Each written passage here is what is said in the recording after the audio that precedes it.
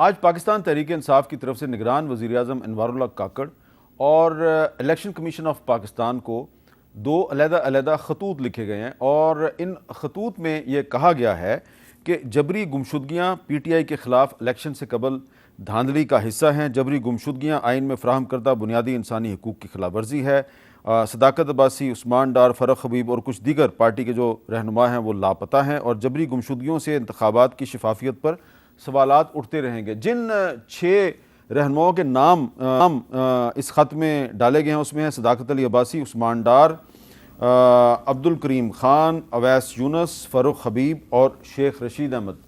تو عابد زبیری صاحب، یہ پاکستان تحریک انصاف اس سے پہلے کبھی جبری گمشدگیوں کے بارے میں اتنے زور سے نہیں بولی، اب جبری گمشدگیوں کی بات ہو رہی ہے، تو ان جبری گمشدگیوں میں اور جو بلوچستان میں اور خیبر پختونخوا میں ہوتی ہیں ان میں کوئی فرق آپ کو نظر آ رہا ہے؟ دیکھیے، گمشدگی جو ہوتی ہے جبری، وہ دونوں میں ایک ہی ہوتی ہے۔ مطلب کہ آپ کو آئین و قانون کے حساب سے آپ کو اگر کسی کو گرفتار کرنا ہے تو آئین و قانون کے حساب سے کرنا ہے، پھر آپ کو ایک پیریڈ دیا ہوتا ہے، اسے میجسٹریٹ کے سامنے آپ کو پیش کرنا ہوتا ہے۔ لیکن یہاں پولیٹیکل پارٹی جو بات کر رہے ہیں الیکشن کا، وہاں تو لا اینڈ آرڈر کا سچویشن ہے، اس کے سندھ میں بھی، اور ہر جگہ آپ دیکھیں مسنگ پرسن ہے، اور وہ مسنگ پرسنز کا ایک بڑا سیریس معاملہ ہے۔ دیکھیے، ان کے خاندان کے بارے میں آپ سوچئے، ان کے گھر والوں کے کیا حالات ہوں گے، ان کے حالات کیا، ان کی فیلنگز کے، جی ان کے گھر والے پتہ ہی نہیں کہ زندہ ہیں یا مر گئے۔ تو یہ ساری چیزیں اس کا ایڈریس کرنا چاہیے۔ کورٹوں میں ہی کیس چلتے ہیں جی، ہمارے ہر کورٹ، ہائی کورٹ میں کیس چلتا ہے، سپریم کورٹ میں، وہ آ کے لا انفورسمنٹ ایجنٹس کہتے ہیں ہمیں نہیں معلوم، کہ ہم نے نہیں اٹھایا، ہمیں نہیں معلوم۔ اب آپ دیکھیے، ایک آپ کے جرنلسٹ تھے، اتنے سینئر جرنلسٹ، وہ کتنے عرصے کے بعد وہ آئیں، وہ کہاں تھے اتنے عرصے، کس نے ان کو اٹھایا تھا؟ یہ سارے سوال آپ کو کرنے چاہیے۔ یہاں کسی ایک پارٹی کو نہیں، ہم نے عمران ریاض کی بھی بات کی ہے، لیکن ہم پچھلے 5 سال سے ایک اور جرنلسٹ ہیں لاہور کے، مدثر نارو، ان کی بھی بات کر رہے ہیں۔ جی، آپ ان کی بات کرتے ہیں کہ جو بھی غائب ہے تو غلط ہے نا، یہ لا انفورسمنٹ ایجنسی کا کام ہے، ان کا پتہ لگائے کہ وہ آدمی کا، یہ ان کی ذمہ داری ہوتی ہے نا، آدمی غائب ہو گیا، وہ اپنا کام کرتے نہیں، کورٹ میں آ کے کہتے ہیں جی ہمیں معلوم نہیں۔ تو یہ ساری چیزیں، لیکن جو بات آپ کر رہے ہیں، دیکھیں الیکشن کے سلسلے میں اگر یہ لیڈران کو بند کر دیا گیا، آپ اگر ان کے خلاف کوئی کیس ہے آپ ان کو کورٹ میں پیش کریں، لیکن آپ ان کو اس طرح غائب کر کے دیکھیے۔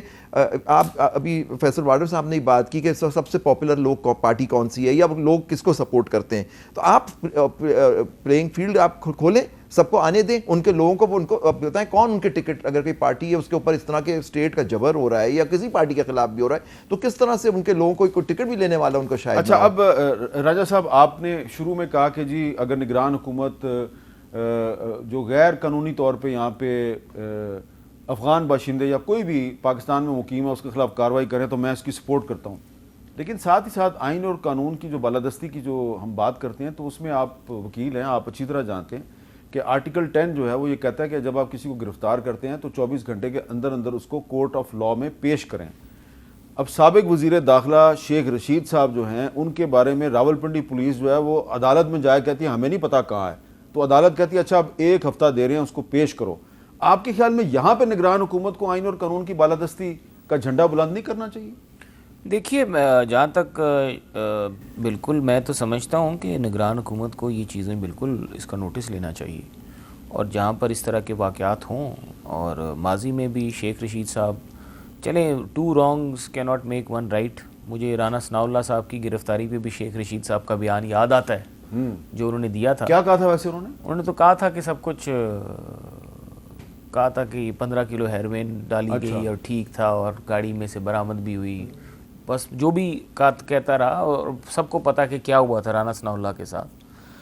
تو اور وہ تو ایک بدترین تھا کہ جس کی سزا موت ہے، اس طرح کا مقدمہ بنا دیا گیا۔ تو بہرحال افسوس ہے کہ شیخ صاحب کے ساتھ جو کچھ ہو رہا ہے، ان وزیر داخلہ تھے اس وقت جب رانا ثناء اللہ کے ساتھ ہو رہا تھا، تو بہتر اگر اس وقت وہ آواز اٹھاتے تو آج یہ دن نہ دیکھنا پڑتا۔ اپنا آپ واڈا صاحب اس پہ کچھ کہیں گے کہ آئین اور قانون کی بالادستی، چیف جسٹس بھی وہی بات کر رہے ہیں، نگران حکومت بھی وہی بات کر رہی ہے، تو سب کو اگر آئین اور قانون کی بالادستی کا دعویٰ کر رہے ہیں تو ذرا عملی طور پہ ثابت بھی کریں۔ صاحب دیکھیں، عمران ریاض صاحب کے ٹائم کے اوپر میرے باپ کی گورنمنٹ تو نہیں تھی، محسن راجہ صاحب کی گورنمنٹ تھی، شہباز شریف پرائم منسٹر تھے، تو یہ اس بات کو کیسے جسٹیفائی کر رہے ہیں؟ How can he justify?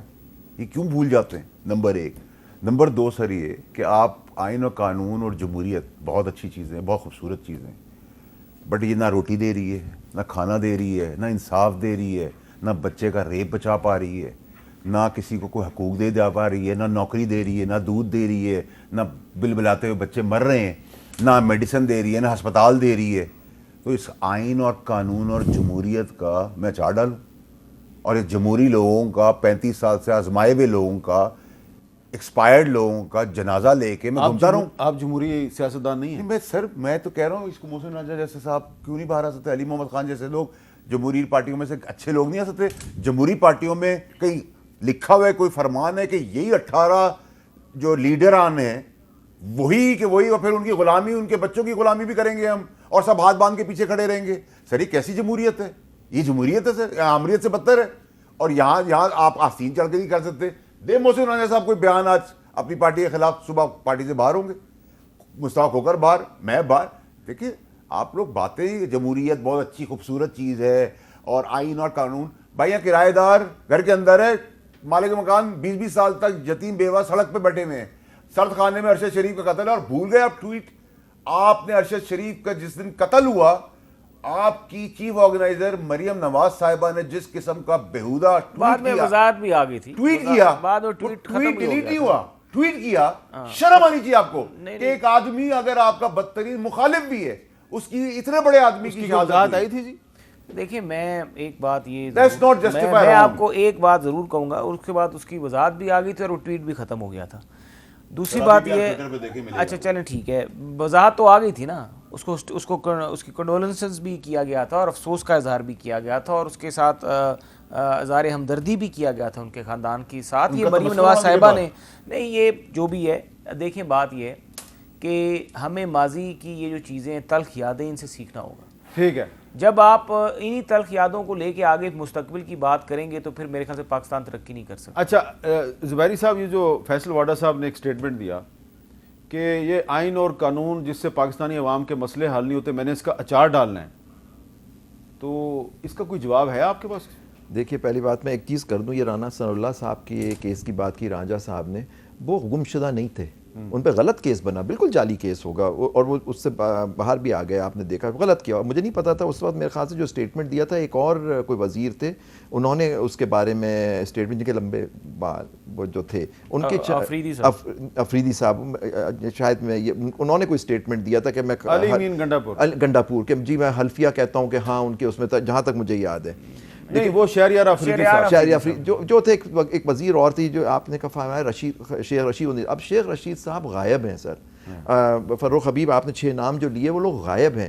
وہ عدالت میں ان کے زمانے میں جو غالب، یہ لوگ جو بھی تھا یہ غائب نہیں ہوئے تھے. ان کو عدالت میں کیا غلط ان پہ خاص کیس بنایا گیا، اس کے لیے اس کا کوئی جسٹیفیکیشن نہیں ہے غلط کیس، کیونکہ یہ پولیٹیکل کیسز بنائے جاتے ہیں ہر لاء میں، کبھی نیب کو استعمال کیا جاتا ہے وہ سارا.